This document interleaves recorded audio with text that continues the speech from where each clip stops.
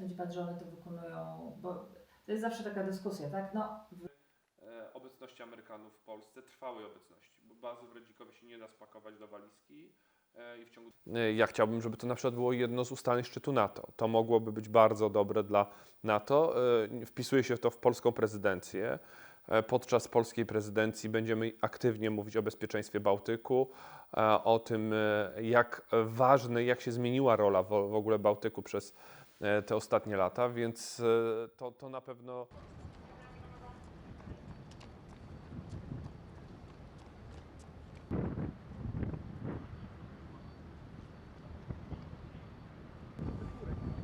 To na spokojnie, bo ja i tak mam materiał,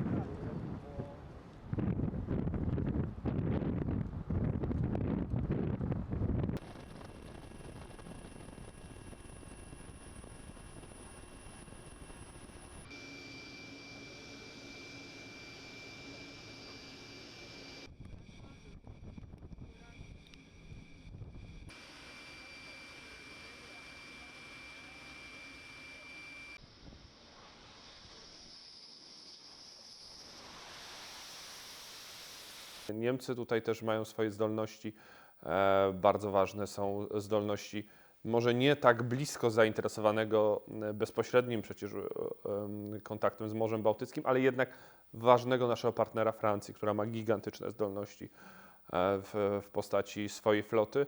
Więc jak najbardziej tutaj można skupić różne państwa i tak jak w air policingu wymieniamy się i patrolujemy przestrzeń powietrzną nad państwami bałtyckimi, tak tutaj też państwa, które bezpośrednio nie leżą nad Bałtykiem, ale z uwagi na ważność tego akwenu dla całego sojuszu powinny się zaangażować. Ci, którzy są daleko od konfliktu z Ukrainą, te państwa, które nie są tak bezpośrednio zaangażowane jak Polska, powinny w ten sposób dawać swój wkład w bezpieczeństwo.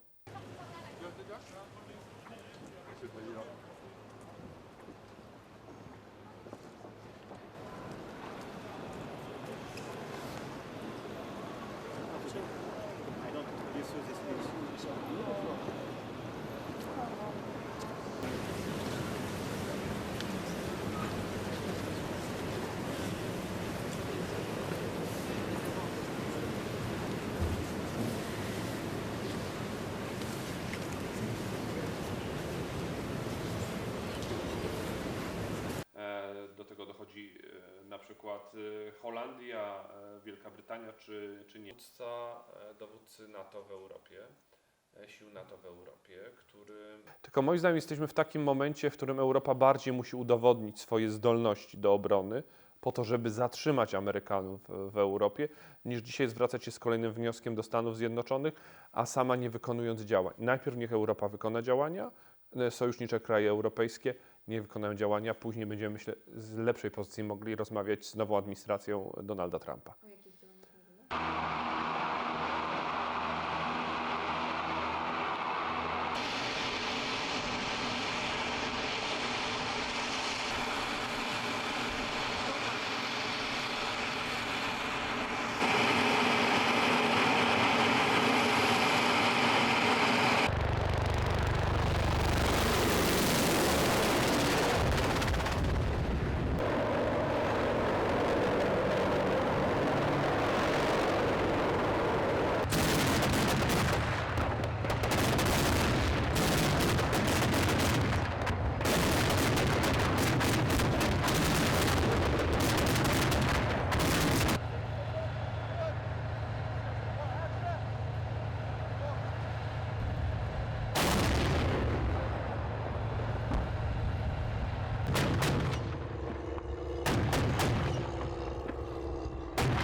Ewentualne rozmowy pokojowe. I to się dzieje. Ta pomoc dociera w tym momencie, jak rozmawiamy. Europa musi wykonać więcej zadań, musi na siebie wziąć większą odpowiedzialność. Nie po to, żeby wyeliminować Amerykanów z Europy, tylko żeby ich zatrzymać. To jest dokładnie bardzo ważne, strategiczne działanie i państwa, które nie spełniają dzisiaj 2%, muszą się ogarnąć w trybie pilnym, bo Niemcy, rozumiem. Niemcy już osiągnęły, mówią, że osiągnęły 2%, ale na pewno w tym gronie, jak spotkaliśmy się z ministrem obrony Niemiec, Francji, Wielkiej Brytanii, Włoch, to jasno sobie te sprawy postawiliśmy. I to nie chodzi o to, że jesteśmy zakładnikami liczb, wartości, ale bez większych pieniędzy na zbrojenia, bez zmiany podejścia w Unii Europejskiej, która dzisiaj wydaje 1,5 miliarda euro na przemysł zbrojeniowy, jak nie zacznie wydawać 100 miliardów euro co najmniej, to się źle skończy. Po prostu nie uczestniczyłem w takich rozmowach. To co musiałoby się wydarzyć w takim razie? No bo jeśli mamy